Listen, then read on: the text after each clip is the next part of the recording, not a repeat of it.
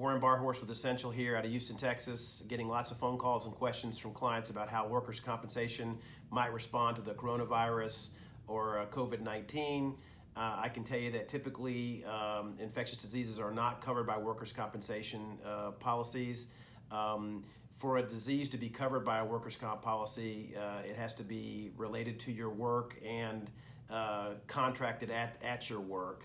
I think over time, the assertion for people to be able to prove that they got it at work as the disease becomes more and more widespread will become difficult to do.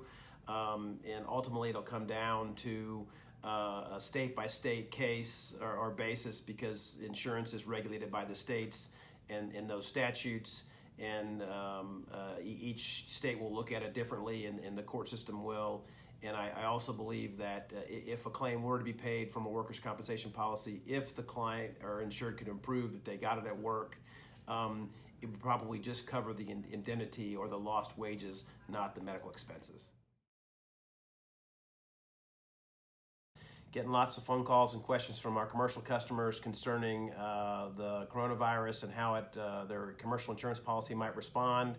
And I'm sorry to say that there probably wouldn't be any coverage under the business interruption line in your policy because that coverage basically says that there has to be physical damage or a physical loss to your location before the coverage would respond.